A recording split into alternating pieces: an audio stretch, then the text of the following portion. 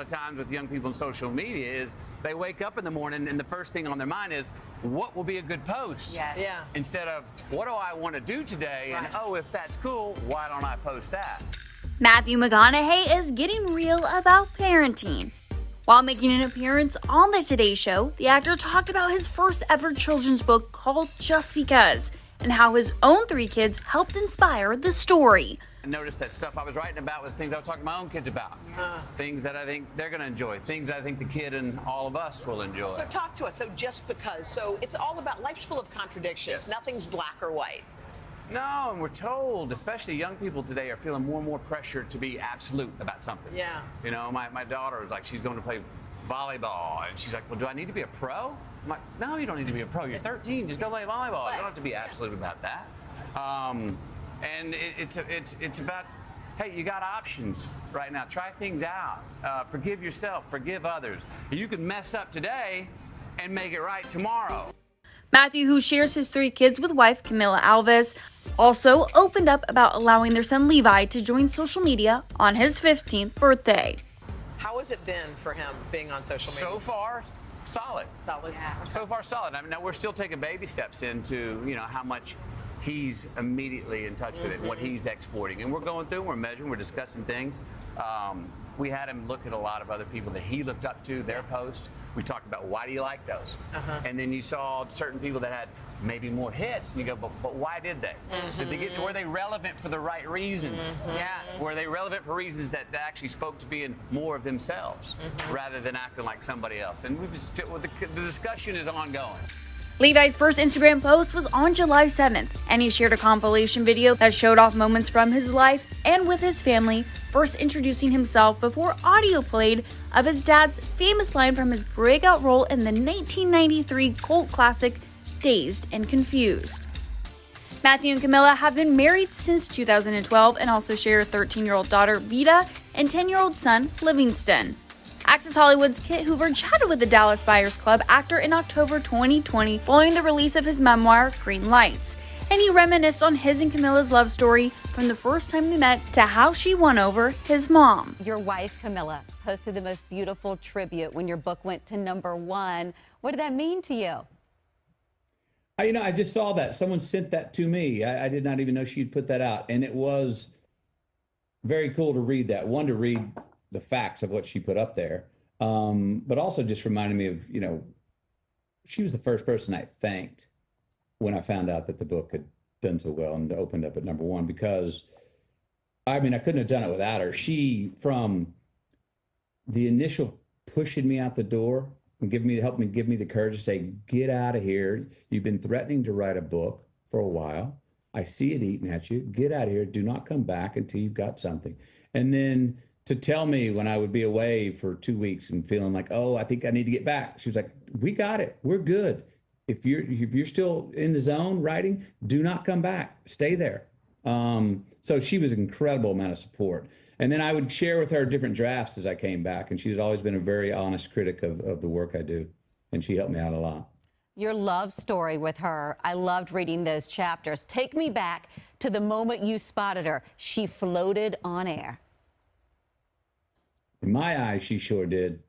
If we went back and did the math, she actually was walking on the floor. But as far as I could tell, her head was not bobbing. She was just sliding across the room. Yeah, I was out holding court at a table, making some margaritas, and this figure about 20 feet in front of me moved from my right to left. And there were these caramel-colored shoulders and this sort of turquoise, very thin, loose-fitting, beautiful dress on. And I remember I leaned forward without even thinking about it, and I said, what is that? I didn't say, who is that? I said, what is that? She went and sat down. I started to kind of try to get her attention to call her over from the room. And as I was doing that, I heard my mother in my ear saying, boy, get your butt up. This ain't the kind of woman you wave across the room. And I said, yes, ma'am. I got up.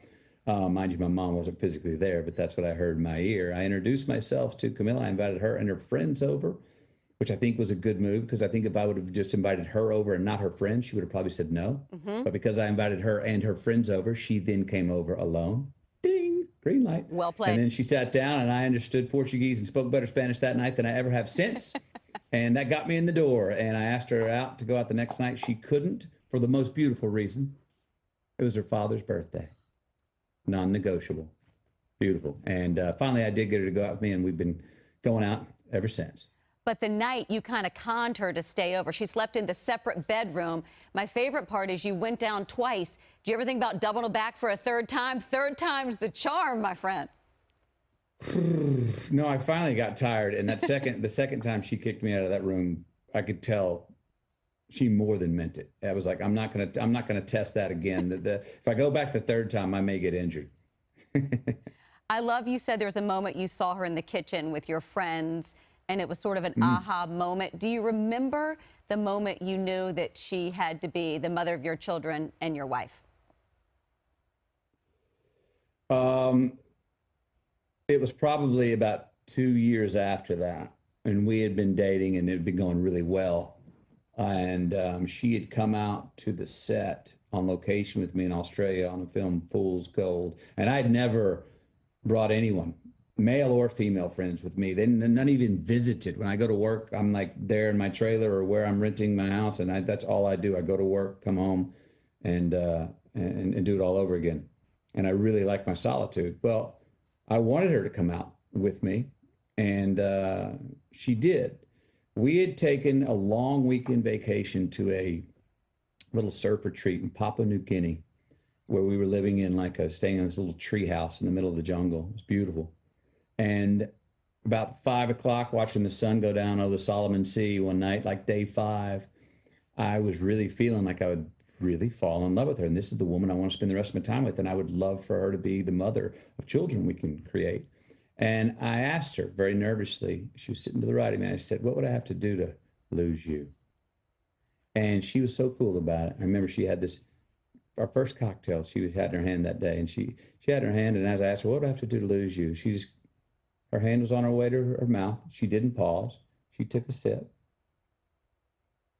swallowed it, set the glass down on the exact water ring that it had left on the arm of the wooden chair she was sitting in. She looked out, and really composed, she goes, oh, that's easy. And then looked over at me and said, change. Oh, I crumpled. Yep. I was like, please, amen, all aboard, I'm in, let's go. And that's when I really was like, this is the one.